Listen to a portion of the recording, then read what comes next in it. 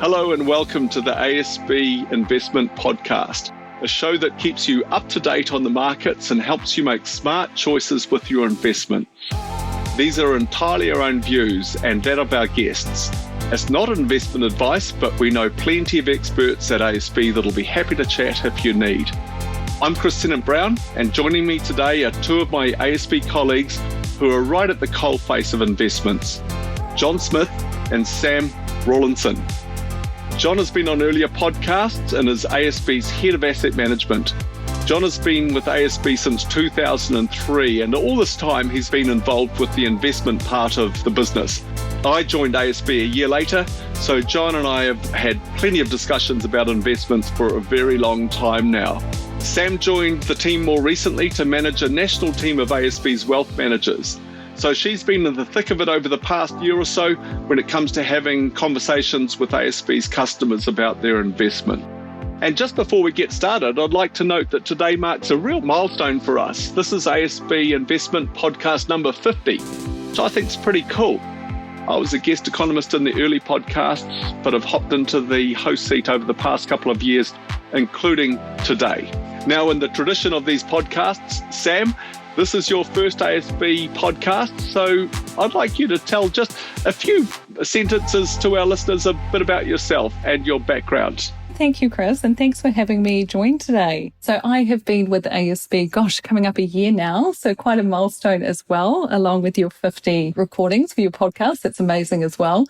I actually have spent the last 5 years in institutional banking, so it's been awesome to get back into wealth, which is an area that I have worked in the past. And yeah, really passionate about giving really good advice to our clients. So thank you. Yeah, it's been a tough year to get back into the coalface, but I know you've got lots of insights that I'm going to enjoy sharing with our listeners over the next 20 minutes or half an hour or so. And John, welcome back. Earlier listeners will know that you live on the outskirts of Auckland and keep horses. Every time I see this rain falling and my grass growing, I think about you. How's the mud? How are the horses? And is the grass growing like mad at your place with all this rain and warmer weather? Yeah, yes it is. Hey, Chris, hello listeners. Nice to be back. Yeah, it's been a really strange weather pattern for this time of year, and yes, the grass is springing out the ground now as you'd expect in spring. You know, time of year is really good when you're breeding horses because you get foals, and we've had one foal already. Always exciting to see the newborns on the ground. Enjoying the this time of year. There's lots of work to do on the farm, trimming edges and burning piles of trees that we've chopped down during the year at different times. Busy time. Yeah, I know from my time working on farms that this time of the year is a mixed blessing. There's lots of feed that you can see growing up every day, but there's also lots of work to do. So good luck with that. And I'm sure you're looking forward to a week or two off work over the holiday period where undoubtedly you'll be doing a different type of work. I'm looking forward to chatting with you both. It's been a year full of surprises. And from an investment perspective, let's be honest, many of them haven't been very pleasant. Interest rates have risen a lot, which has been good news for term deposit investors, but pretty tough for most other investments areas. It's been tough for borrowers, tough for property owners that are carrying debt. Bond markets have been under pressure as interest rates have risen, and so have share markets. So, Sam, sorry to put you on the spot right at the start, but let's chat about what sort of conversations you and the team have been having with customers about what's been a pretty challenging year for investments. First of all, it certainly has been a year full of surprises. So I couldn't agree more with some of your sentiments around that. And when I think about it, these are the times where our clients really need us the most to help guide them through. When I reflect back on the conversations, I mean, for many of our clients, they're understandably concerned, around the market volatility that they've seen, and they're looking for reassurance that they're still invested in the right place to achieve their goals. So the team and I, we've been really busy providing personalised investment advice, which is doing what we do best. Some of our clients' situations have changed. Their feelings towards market conditions have changed as well.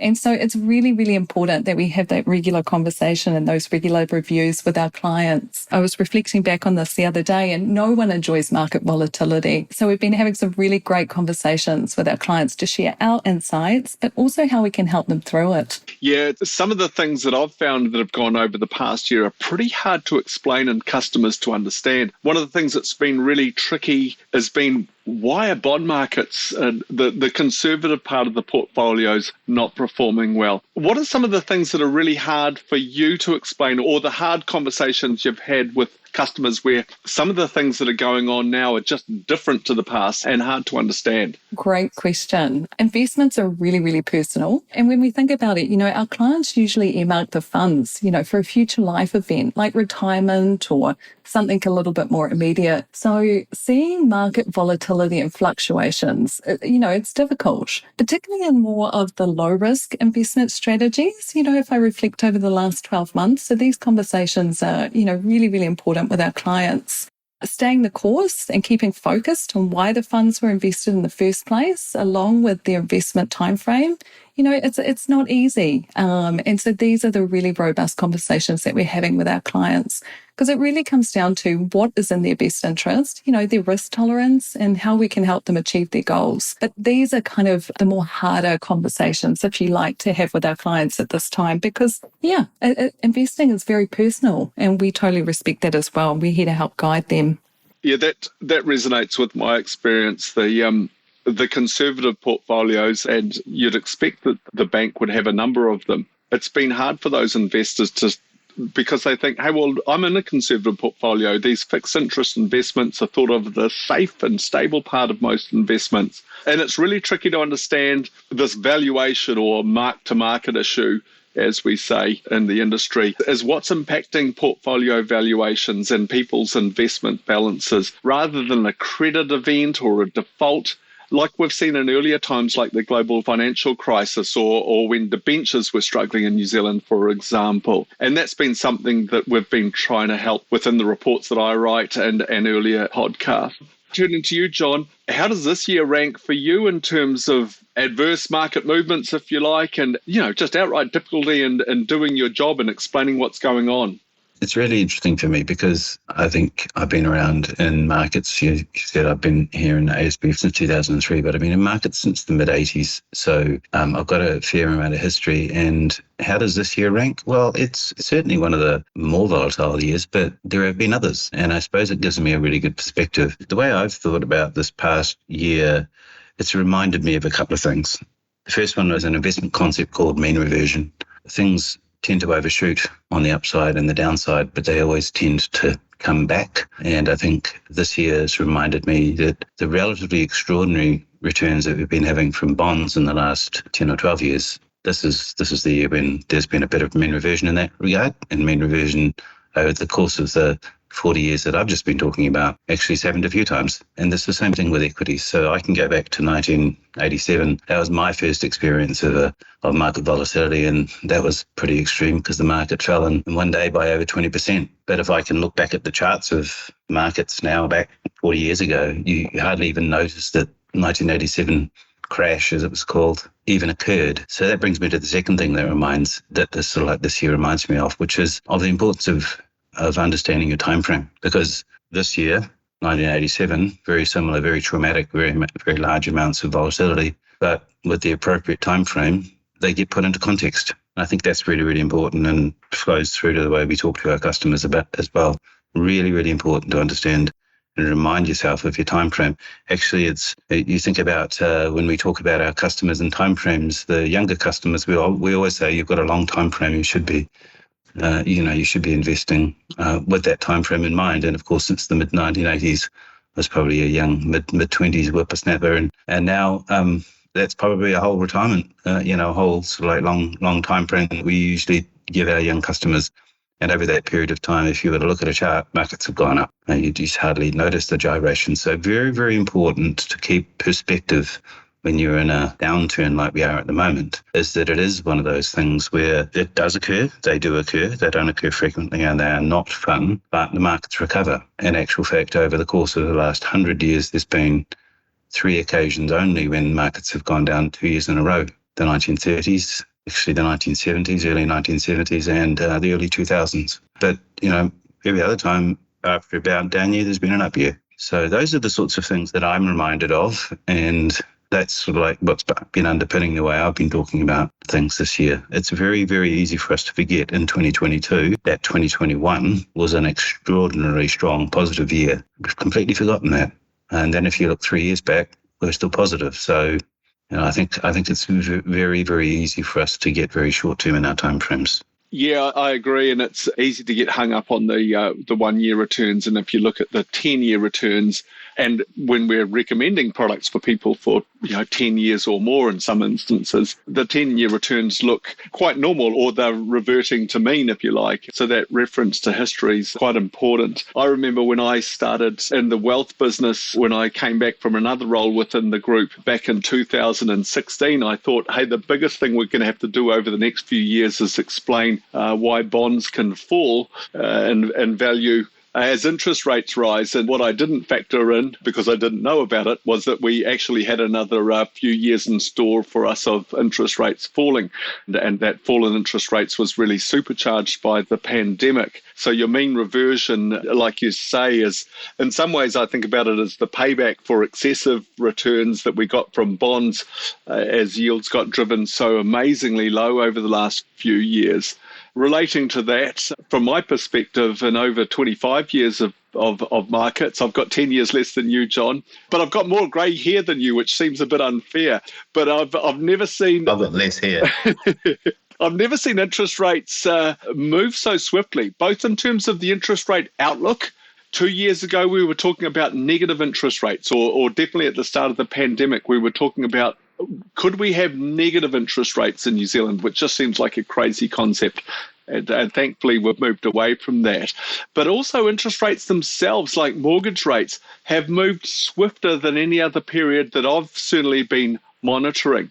One of my responsibilities, just so listeners are aware, is that I look after ASB's home loan forecasts and term deposit forecasts. And I have to change these reports most months these days, whereas a few years ago, the outlook for interest rates were often steady for months on end. I checked back through my records, and the longest period I saw we didn't change our mortgage forecast was over 12 months. And that was in that low, stable period for interest rates, in the 2 or 3 years prior to the pandemic.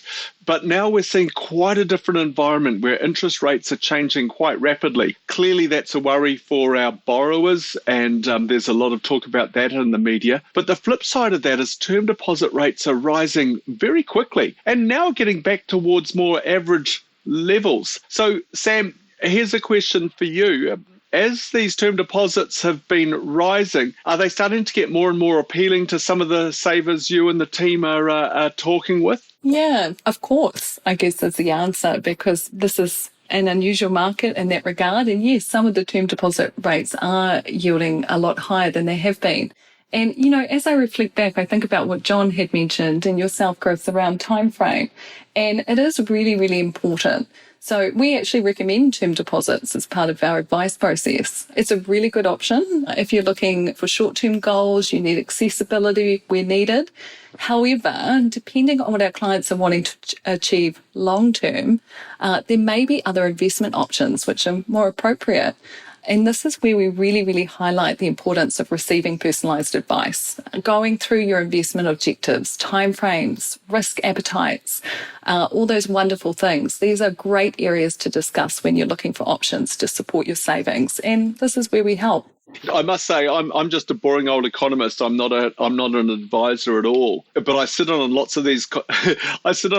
Conversations with you and the other advisors and with customers. And one of the things I really like when I hear ASB people talking with customers is that there's such a wide range of things we can talk about. Products, if you like, term deposits, if that's appropriate for someone that's fairly conservative, through to shares for someone that wants to do it themselves, and managed funds and KiwiSaver, of course, are in the between, as well as property and people that want to borrow money to invest. And I think one of the things I've learned over the years is Kiwis like to consider all of their investment options. We love property, but we're getting a bit more curious about some of this other stuff. And to be able to put people onto experts to help in the various parts of the bank with these conversations is really helpful, particularly at times like now where there's so many moving parts.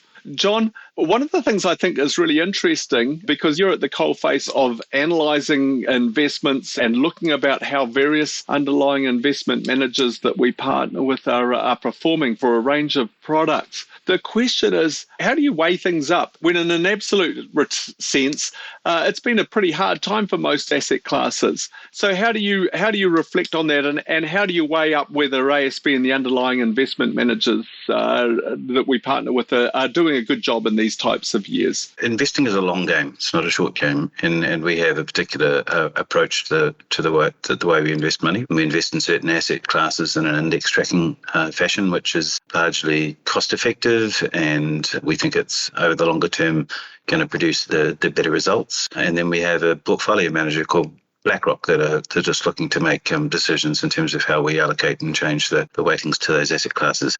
So for each of those people that are involved in the various pieces of work managing portions of the money, we look to them to just be doing what we've asked them to do. So in the cases of the index tracking managers, we're always making sure that they are tracking the index as they're supposed to be doing. They're not making getting deviations or running too much cash or anything of that nature. We have some underlying managers who are actively managing money as well. And the key thing about those managers is that they have a particular style, and we have a particular expectation of the way that they manage the money. So in certain circumstances, you'd expect them to be performing in a certain way. Again, we monitor to make sure that they just continue to stick to their knitting and manage money in the way they're supposed to. For BlackRock, in terms of managing the portfolios, they are expected to consider what's actually happening in the markets and adjust the portfolio to try and, in some cases, in the cases of this year, sort of like soften the blow a little bit. That doesn't mean that they should be wholesale taking money out of the market. A growth fund profile is a growth fund profile, and it must remain significantly invested in growth assets. So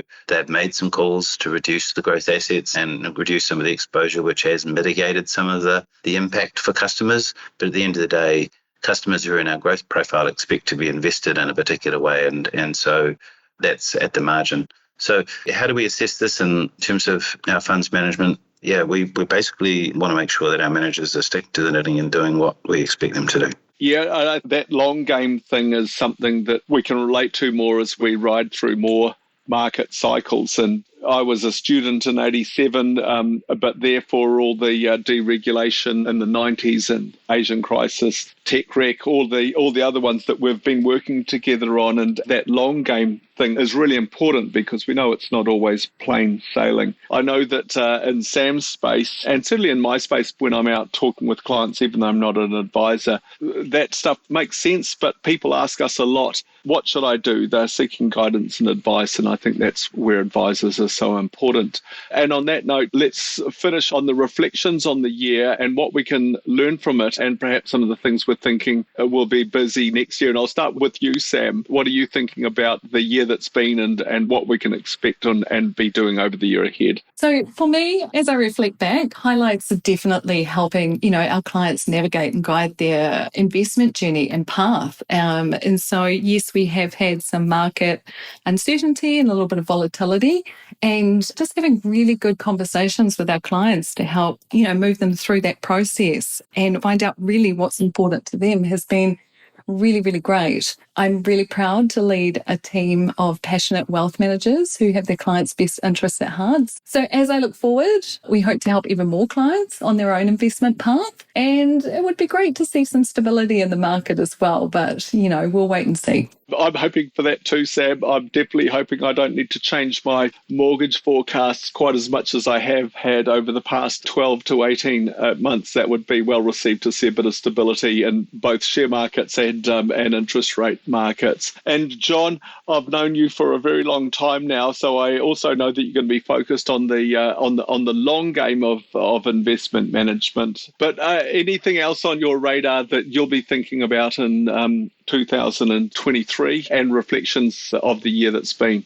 Yeah, look, the interesting thing is, yes, this year has developed very, very quickly. So I think that everything's happened more quickly and perhaps for interest rates more severely than was originally expected. And then I reflect back, because I can recall inflation, and I reflect back and actually have a somewhat of a positive feel about it, because it feels actually like the authorities have learned from previous situations of inflation and they are really trying to stamp it out, which means the medicine's quite hard, but hopefully means that the solution and the reversion back to a more sort of like stable environment that we've been experiencing in years prior to this will come about more quickly than perhaps it did in the past when inflation became embedded. And so that gives me a positive, looking forward. So I'm hopeful that the authorities are successful. I suppose it just keeps on reminding me that the number of times that people have said to me that this time is different, and the number of times it always turned out to be actually it's pretty much the same.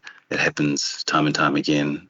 So I think looking back at history and trying to learn from history in terms of our expectations going forward is not a bad way to think. So focus on your time frame, make sure you've got the right time frame, make sure you've got your right understanding of your risk tolerance would be my views in terms of looking forward.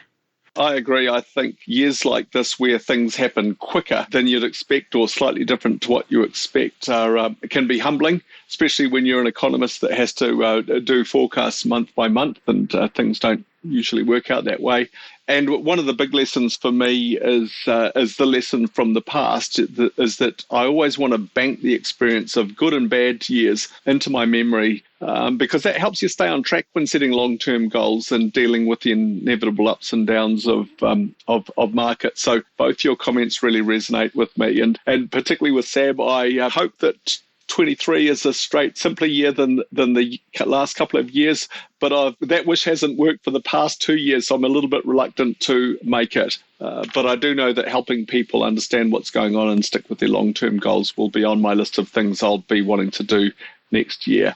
Hey, so thanks for both joining me today, and I hope our listeners get something out of it, and I've certainly appreciated your insights from both the investment management side of things, John, and the conversations we've had with customers over the past year, Sam. So thanks very much for joining me today. Thanks, John and Sam, and thanks everyone for listening. If you have any thoughts on today's episode, or if there's anything you'd like us to discuss on a future show, please get in touch at podcasts@asb.co.nz. And if you've made it this far, here's the final bit of information. ASB Group Investments Limited is the issuer of the ASB KiwiSaver scheme. The scheme's product disclosure statement is on the ASB website.